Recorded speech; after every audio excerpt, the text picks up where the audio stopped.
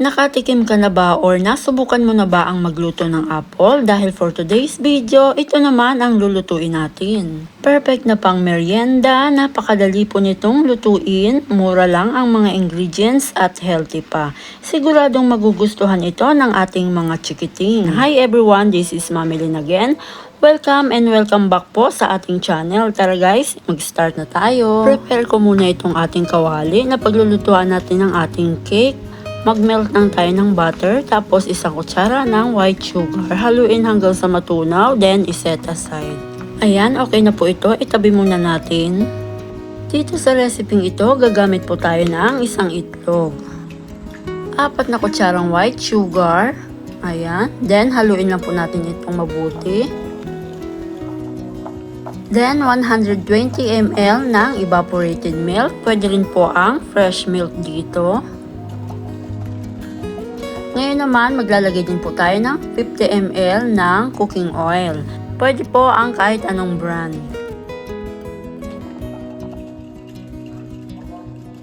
Sa dry ingredients naman po, gagamit po tayo dito ng strainer. Ilagay na po natin ang ating harina. 1 cup and 4 tablespoon po ito. Maglalagay din po tayo ng 1 and 1/2 teaspoon ng baking powder. And after po nyan, haluin po natin itong mabuti, then iset aside. Ganitong consistency nga po pala ang kailangan natin. Ayan. Itabi muna natin ito, then prepare naman natin itong ating apple. Balatan at hiwain po natin ito ng medyo maninipis. By the way guys, sa mga hindi pa po nakakapag-subscribe dyan, mag-subscribe na po kayo and pa-like na rin po, then click the notification bell para updated po kayo kapag may bago tayong uploads. Ayan, okay na po ito. Pwede na po natin itong ikamada. Ikamada talaga. Ilagay dito ang ating sliced apple. Ayan, okay na po ito. Ngayon naman, pwede na po natin ilagay dito yung ginawa nating mixture kanina. Haluin ko lang muna ito, then lagay na natin. Ayan. And after po nyan, spread lang po natin siya evenly. Ayan. Para mapantay siya. Okay na ito, isa lang na natin. Mga mi, lulutuin po natin ito ng 20 minutes sa pinakamahinang apoy. And after 20 minutes, baliktarin na po natin ito. Gumamit ako dito ng plato para madali natin itong mabaliktad at hindi po ito masira.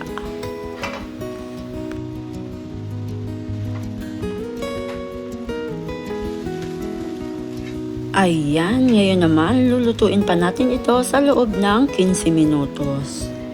And after 15 minutes, ito na siya.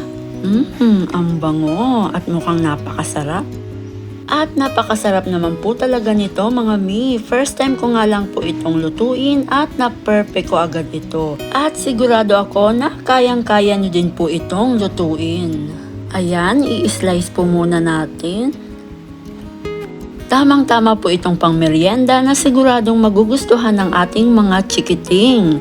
Ang healthy po nito dahil sa apple na ginamit natin mga mi. At hindi rin po ito masyadong matamis, saktong-sakto lang po ang asukal na ginamit natin. At kung gagawa naman po kayo ng mas madami nito, doblehin nyo na lamang po ang sukat ng bawat ingredients nito. Ayan, at kumakain na nga po ako dyan. Tara guys, kain po tayo! Hanggang dito na lamang po. Thank you for watching. Sana ay nagustuhan at masubukan nyo itong ating merienda for today. God bless po. Bye-bye!